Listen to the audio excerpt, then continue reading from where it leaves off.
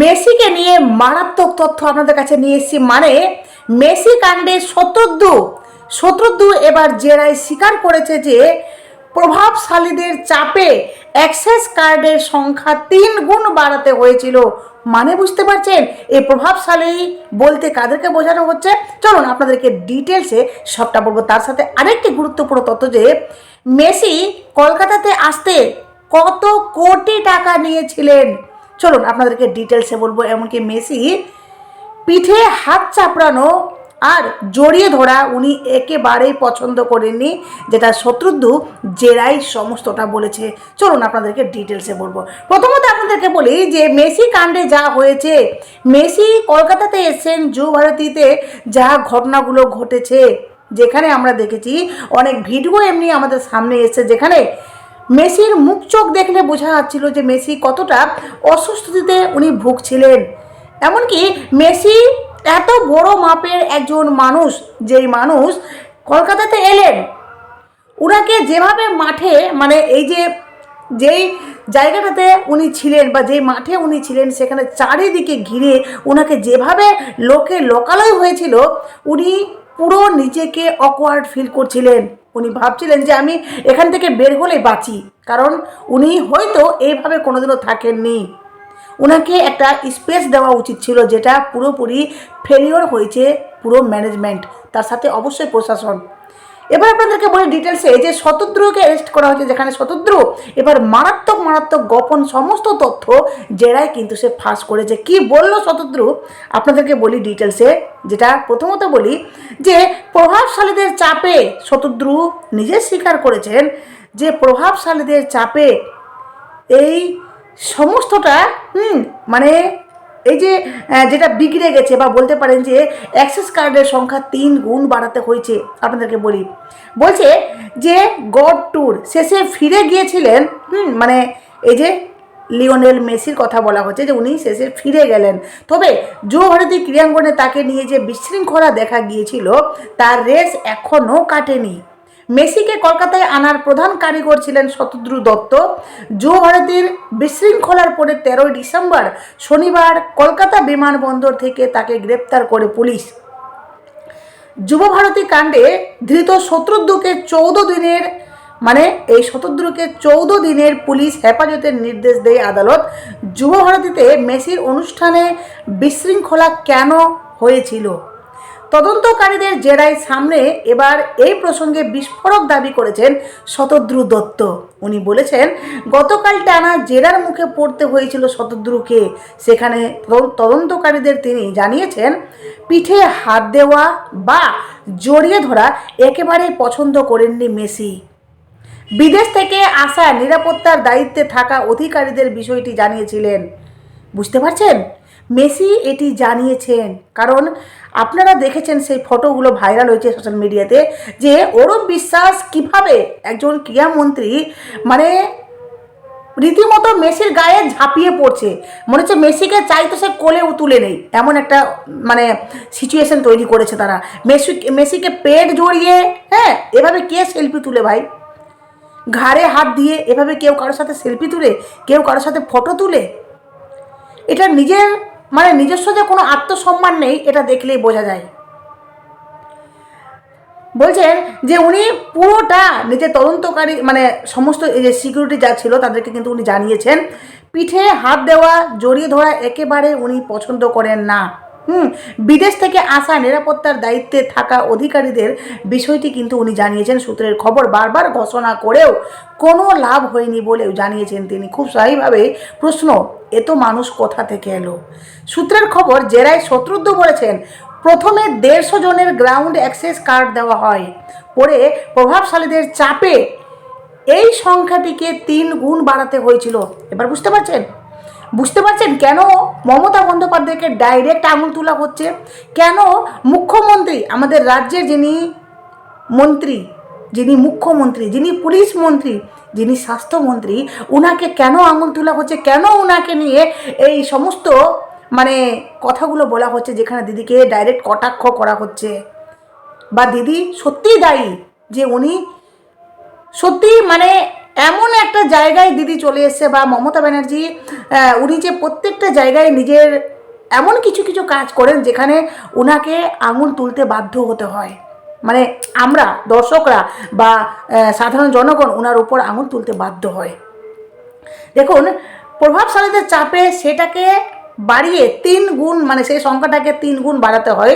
এখানেই শেষ নয়, তিনি আরও বলেন ভারত সফরের জন্য মেসিকে 89 কোটি টাকা দেওয়া হয়, ভাবতে পারছেন? আর কর বাবদ 11 কোটি টাকা দেওয়া হয়েছিল ভারত সরকারকে। সমস্তটা জানতে পারলেন?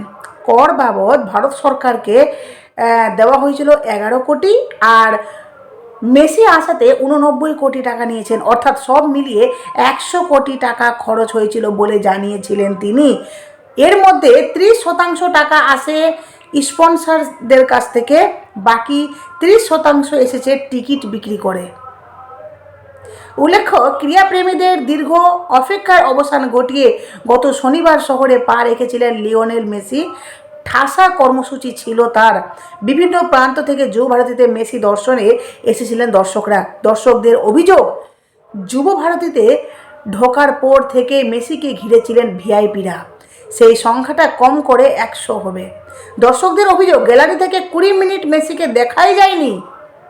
শত্রুদের বিরুদ্ধে 2টি মামলা দায়ের করে ঘটনা তদন্ত শুরু করেছে পুলিশ। বিধাননগর দক্ষিণ থানার স্বতঃপ্রণোদিত মামলা রুজু করা হয়। অশান্তি, ভাঙচুর, হিংসা ছড়ানো সহ ভারতীয় ন্যায় সংহিতার ধারায় 192, 324, 4(5), 326, 5, 132, 121, 2 আর 45, 46 এবং নাশকতামূলক কার্যকলাপ ছড়ানোর ও জনগণের নিরাপত্তা বিঘ্নিত হওয়ার অভিযোগে এই মামলা দায়ের করা হয়।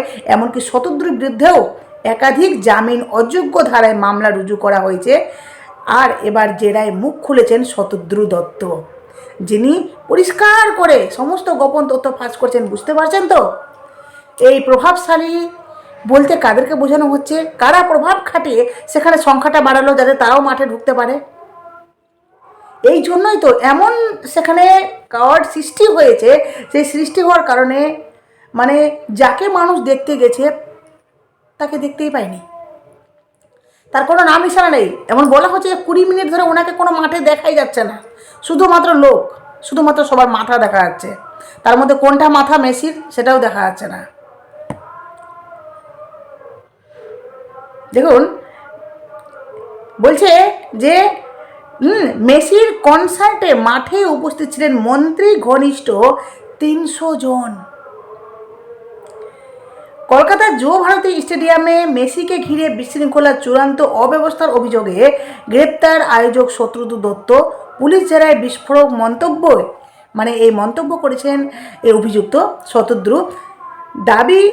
দাবি করেছেন তিনি, বিশদে বলছি আপনাদের, যেটা যে গত 13 ডিসেম্বর কলকাতায় মেসি কাণ্ডের পর থেকে ক্রমশ চড়ছে উত্তেজনার পারদ।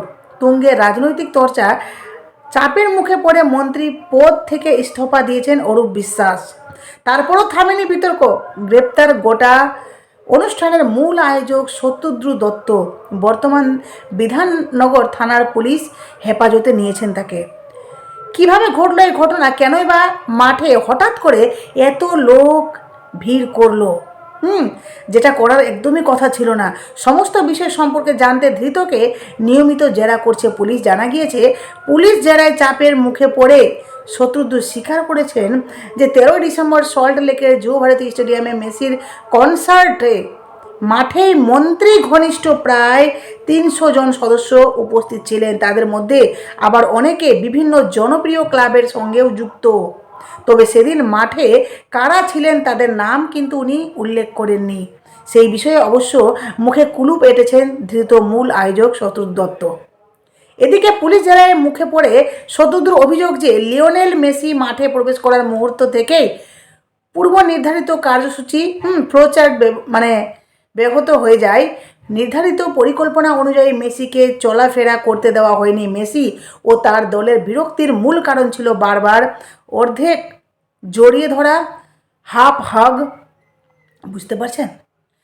এই সমস্ত বিরক্তির একটাই কারণ মেসি দেখিয়েছেন, যেটা হলো যে তাকে বারবার জড়িয়ে ধরা হচ্ছে, যেটা এই অরূপ বিশ্বাস, এই মন্ত্রী, এই কি বলবো ক্রীড়ামন্ত্রী অরূপ বিশ্বাস, যিনি বারবার মেসিকে মনে হচ্ছে নিজের বাড়িকার ছেলে বারবার এভাবে জড়িয়ে জড়িয়ে ধরছেন।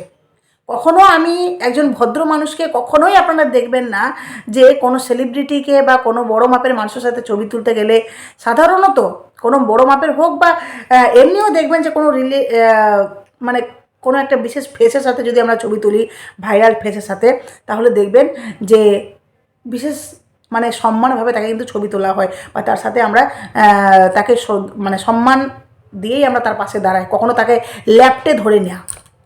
উনি ভাবুন একজন মন্ত্রী, যিনি ক্রীড়ামন্ত্রী, যাকে মানুষ চেনে অনেকে, উনি তো জানেন যে এই যে আমি যে এটা করছি, এই আচরণটা যে করছি, সেটা তো নিশ্চয়ই ক্যাপচার হচ্ছে ক্যামেরাতে, সেটা তো ভাইরাল হবে, সেটা দর্শক দেখবে, তাহলে মানুষ আমার সম্পর্কে কি ভাববে, তাই না? একজন সেলিব্রিটিকে পেয়ে, একজন বড় মাপের মানুষকে পেয়ে আপনি পাশে আছেন মানে জড়িয়ে টড়িয়ে ল্যাপটে ম্যাপটে ছবি তুলবেন, গলায় হাত, ঘাড়ে হাত, কি এগুলো কি? অতিরিক্ত সেলফি তোলার প্রবণতা, যার ফলে পরিস্থিতি সম্পূর্ণরূপে নিয়ন্ত্রণের বাইরে চলে যায়। শুধু তাই নয়, গোটা বিষয়টি নিয়ে মাঠের মধ্যে সেই সময় বিরক্তি প্রকাশ করেছিলেন মেসি নিজেও।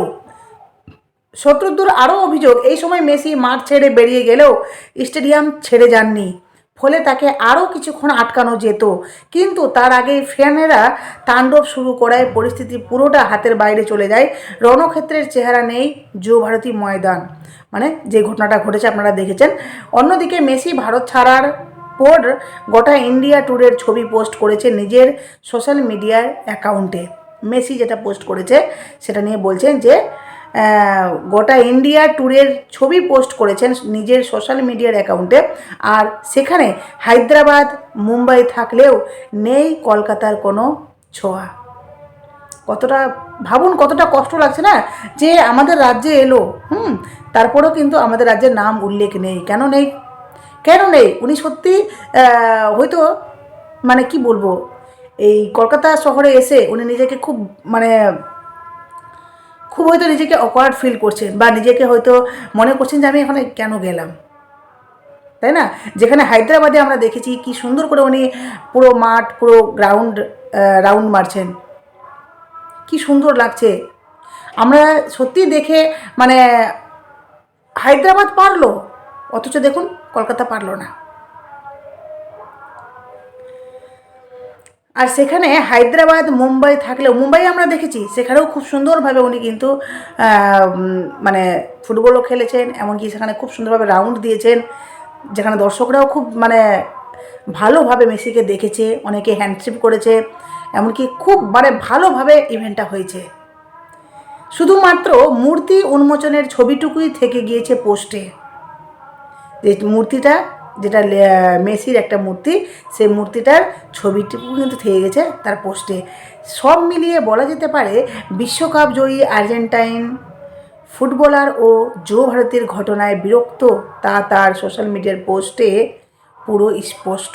কারণ উনি যদি সত্যি খুশি হতেন, বা উনি যদি সত্যি কলকাতায় এসে নিজেকে মানে ভালো, বা উনি খুব একটা সুস্থ পরিবেশ পেতেন, তাহলে অবশ্যই উনি কিন্তু সেটাকে স্মরণীয় হিসাবে নিজের অ্যাকাউন্টে পোস্ট করতেন, কিন্তু উনি সেটা করেননি। কারণ উনি এখানে এসে নিজেকে খুব দুঃখিত, বা খুব বলতে পারে একটা হয় না যে আমরা খুব কোথাও গেলে খুব কষ্ট পাই, দূর এখানে বেকার গেলাম, সেটাই ঠিক তার মধ্যে হয়েছে।